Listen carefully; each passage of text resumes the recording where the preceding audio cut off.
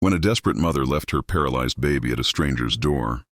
No one knew that a golden retriever puppy would be the one to change everything. Rain drummed softly against the windows of a small house in Maple Ridge, Oregon. Inside, Claire and Ryan sat in silence, two hearts weighed down by years of failed adoptions and fading hope. Then, on that gray afternoon, a knock echoed through the quiet, and from that moment, their lives would never be the same. Claire looked up, startled. It was rare for anyone to visit unannounced, especially on such a stormy evening. Ryan walked to the door and opened it, and what he saw froze him in place. A young woman stood there, soaked to the bone, her hair clinging to her face, her trembling arms wrapped tightly around a small baby bundled in a frayed blanket. Her eyes were red, swollen, and full of desperation. "Please," she whispered, her voice breaking. "Please help him." Before Ryan could speak, she gently pressed the baby into his arms. He instinctively reached out, holding the tiny, fragile body close, feeling the faint warmth of the child against his chest. He's yours now," the woman stammered through tears. I can't take care of him anymore."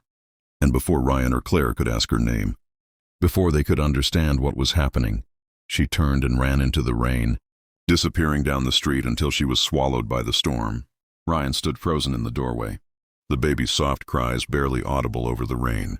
His mind raced, confusion, shock, disbelief all clashing at once. Claire rushed over, her eyes wide. "Ryan, what?" He could barely form words. She left him. She just left him. Claire's gaze dropped to the baby's face, pale, delicate, fragile. Her heart clenched. "We need to call someone," she said softly. "The police, child services." But when she reached to adjust the blanket, she noticed something strange. The baby's legs didn't move.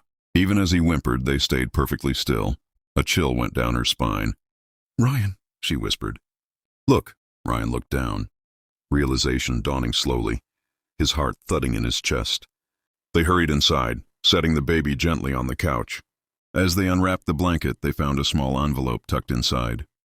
Claire's trembling fingers opened it and unfolded a letter, written in uneven handwriting.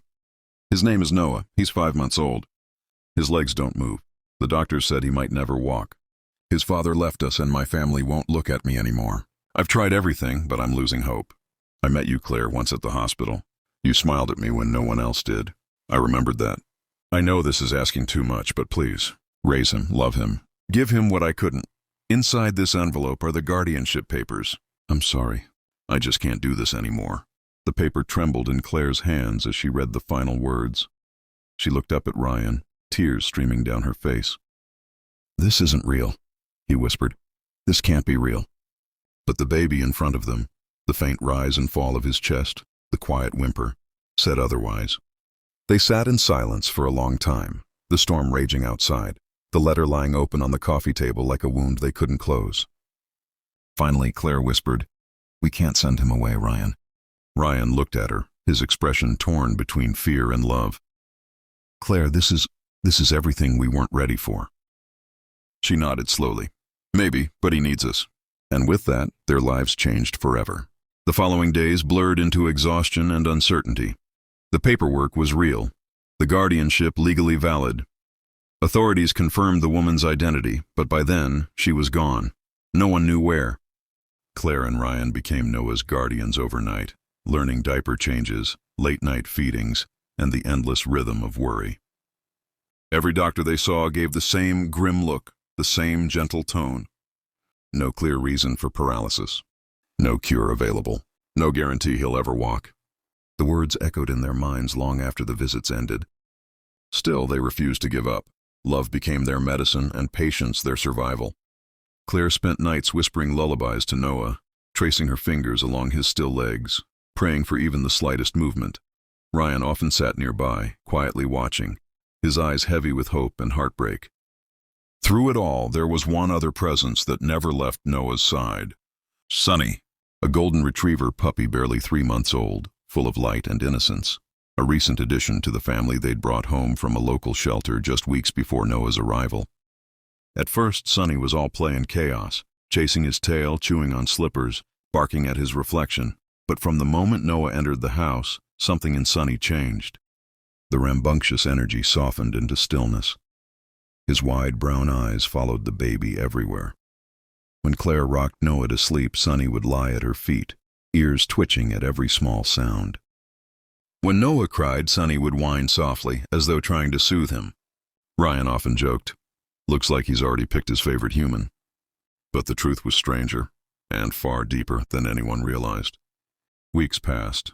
The nights grew colder, the exhaustion heavier. Yet every evening as the house quieted, Sonny made his silent routine. He would pad softly into Noah's room, curl up beside the crib, and rest his head against the wooden bars, listening, watching, waiting. Claire often found comfort in his presence. "At least he's not alone," she'd whisper. "He's got his guardian angel." Little did she know she wasn't wrong. Then came the night that changed everything. It was past midnight, the kind of silence that feels alive, broken only by the faint hum of the heater. Claire and Ryan sat in the living room, drained, half asleep on the couch. Upstairs, Noah slept soundly in his crib. Sonny lay beside him, eyes open, as if sensing something unseen.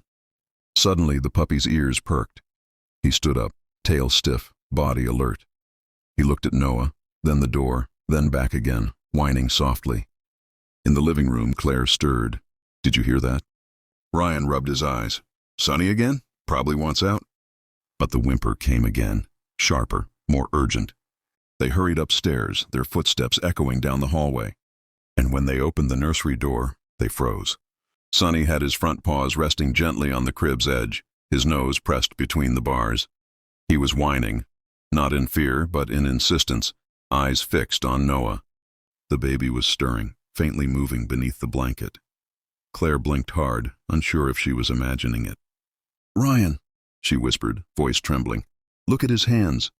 Ryan stepped closer, his breath caught. Noah's tiny fingers twitched. For the first time in months, they moved. Claire gasped, covering her mouth. Tears filled her eyes instantly. "He's moving. He's really moving." Ryan's knees went weak. He gripped the crib for balance, his heart pounding so hard he could barely speak. Sonny barked softly, once, twice, wagging his tail slowly, his eyes bright with excitement. And then, as if encouraged by that sound, Noah's fingers moved again. This time stronger. Claire fell to her knees beside the crib, her trembling hand reaching for Noah's. When she touched him, his fingers curled around hers, weak but real. A sob tore from her chest. "Ryan, he's responding. He's really responding." Ryan's voice broke. This isn't possible." But Noah's tiny body seemed to disagree. Beneath the blanket, his legs twitched. Just a small shift, but enough to make them both gasp. Sonny barked again, bouncing in excitement. His golden fur shimmered in the nightlight's glow as he leaned closer to the crib, tail thumping softly. And then it happened. Noah's eyelids fluttered open. His brown eyes blinked up at them, sleepy, curious, alive. And when he saw Sonny, his lips curved into the faintest, most beautiful smile. His hand, the one they'd once thought lifeless, lifted slowly, reaching toward the puppy. Sonny leaned in, pressing his muzzle gently into the baby's palm, as if he'd been waiting for that moment all along. Claire sobbed, unable to hold it in anymore. Ryan covered his face, tears falling freely. For months they'd been told to stop hoping, and now, right in front of them, their miracle had begun. The next morning, Noah was awake, alert, more active than he had ever been.